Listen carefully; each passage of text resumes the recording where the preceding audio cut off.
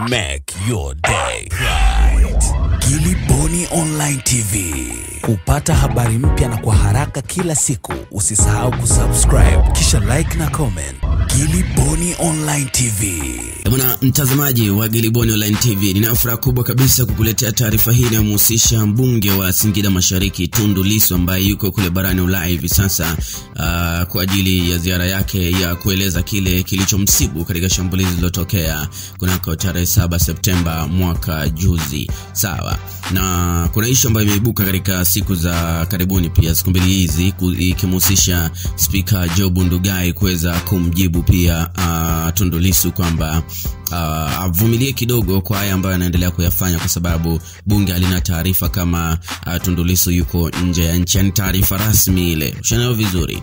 Hasa taarifa kubwa kabisa ambayo nayo kukuletea sasa hivi ni Tundu Lissu kudai kwamba kuna mkakati wa kutaka kumvua Ubunge kwa madai kwamba ni mtoro Bungeni. Sasa akizungumzia kwa undani mkakati wa kutaka kumvua Ubunge kupitia waraka wake alioutoa, Lissu ameeleza mambo mengi sana. Nitakusomea kama alivyoandika akiwa Uingereza pale.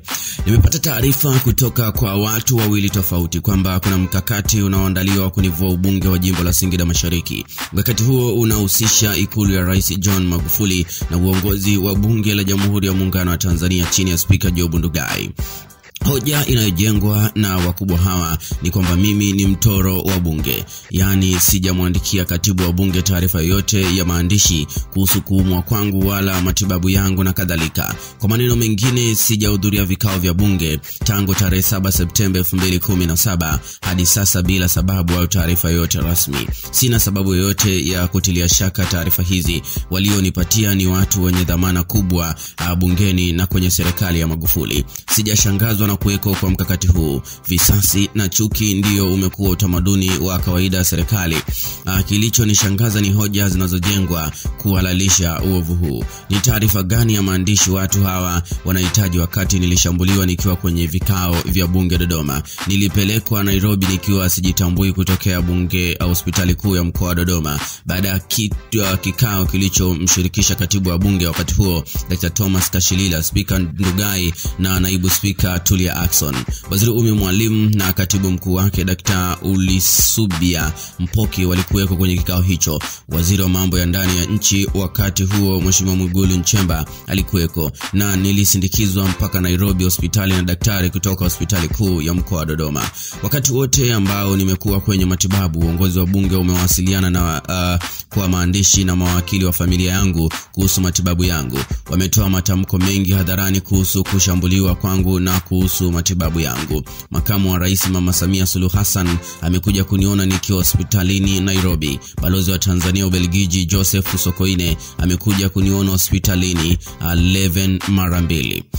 Ni Spika Ndugai na uongozi wake wa Bunge akiwemo Katibu wa Bunge Steven Kagaigai na maafisa wake ndio hawajawahi kukanyaga hospitalini kuja kumwangalia mgonjwa wao aliyeumizwa vibaya akiwa bungeni. Katika mojawapo ya barua aliyowahi kuiandikia familia yangu, Katibu wa Bunge Kagaigai aliahidi kwamba timu ya madaktari bingwa kutoka hospitali ya taifa Muhimbili ingekuja kunitembelea Nairobi au 11 mwaka mzima umepita na sijawaona. Ni wazi kwa hiyo kwamba uongozi wa Bunge haujawahi kujiangaisha na mimi na matibabu yangu kwa namna yote ile, zaidi ya kuninyima haki zaidi za matibabu kinyume na sheria ya uendeshaji wa Bunge.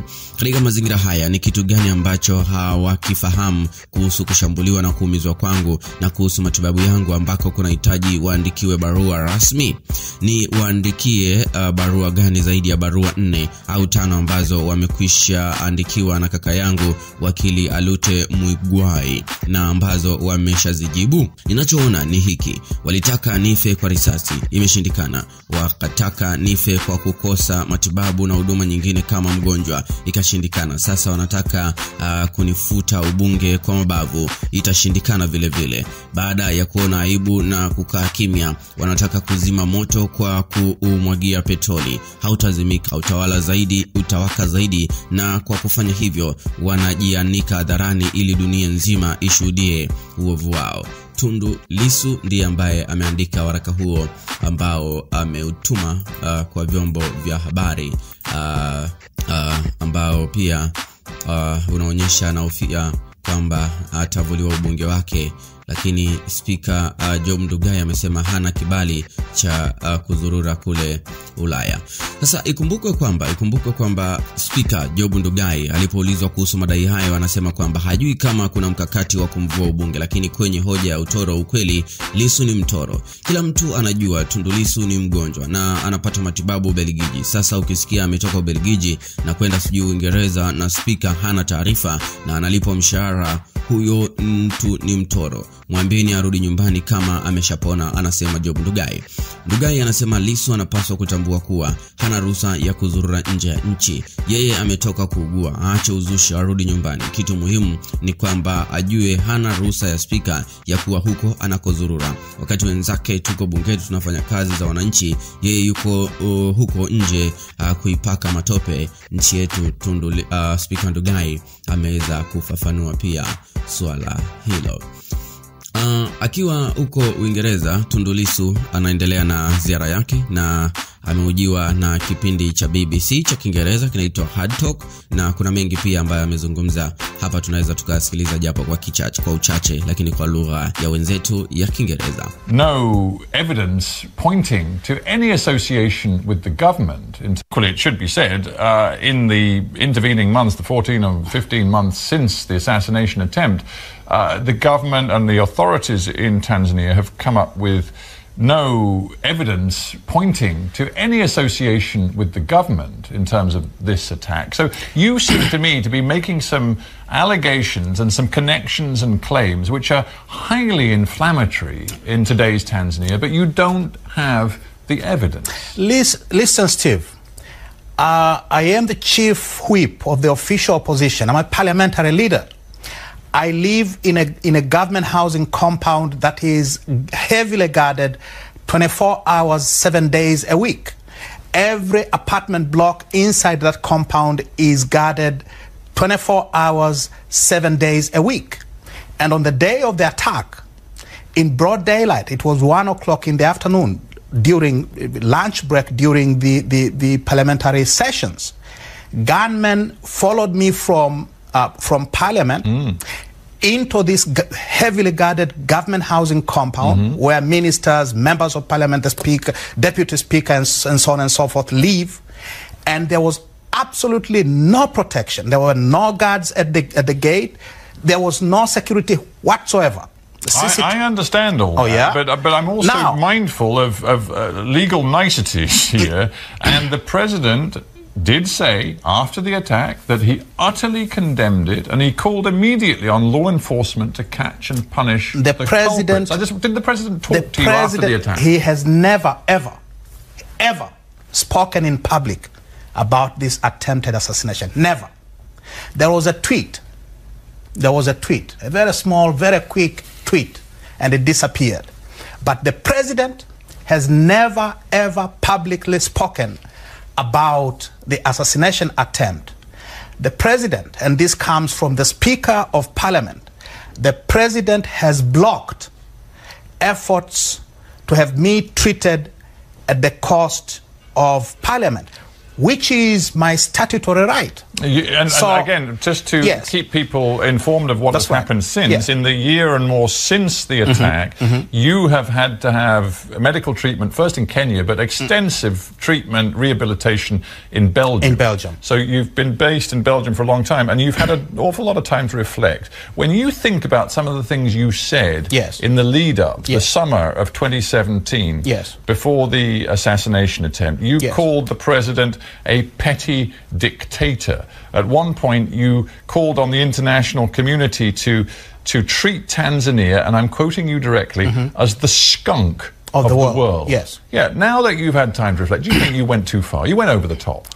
Governments that kill their citizens, governments that use their security forces to target their political opponents, governments that prohibit political rights which are protected by the Constitution, governments that cause civilians to be abducted and disappear, like it was with those obnoxious Latin American dictatorships of the 60s and 70s. The governments that have occasioned loss of lives, that destroy innocent lives. In the world, those governments deserve to be described as the skunks of the world. How disappointed are you that the Tanzanian people, they listen to you, they listen to the president, they weigh up the different messages, and right now the president enjoys an approval rating that is well over 50%, some measures at 70%, and there is every sign that both he and the ruling party are going to win and win big in the next round of elections? Mr. Sarkar, I will say this. During the first year of President Magufuli's tenure, we were told his approval rating was in the high 80s. A year later, early last year, one of those pollsters came up with polling that showed that the president's approval rating had dropped to 61%. And you know what happened? The managing director of that polling firm had his citizenship questioned, his passport seized, and for all intents and purposes, they will never do it again. Because now, immediately after, a new statistics law was passed, which says if you bring out statistics that put the government in a bad light, you are a criminal. Nini maoni yako kuhusiana na taarifa hii? Niambie kwenye sehemu ya kutoa maoni. Usisahau kusubscribe Gilboni Online TV, kulike na kisha kucomment. Make your day right. Gilboni Online TV. Kupata habari mpya na kwa haraka kila siku, usisahau kusubscribe na kubonyeza button ya notification.